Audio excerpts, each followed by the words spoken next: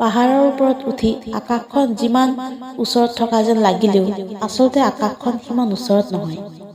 তেনেকৈ কিছুমান মানুহ যিমান আপোন যেন লাগিলেও সিমান আপোন কেতিয়াও নহয়।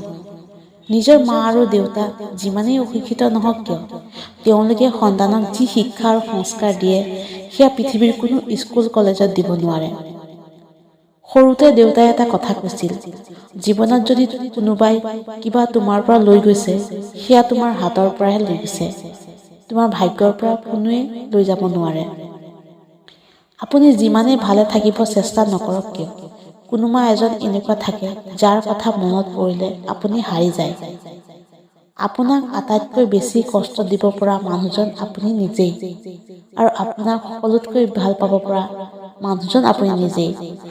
বাছনি নিজেই কৰক, নিজক কষ্ট দিবনে নে নিজক নিজেই বিচৰা ধৰণে সুখী হ'ব।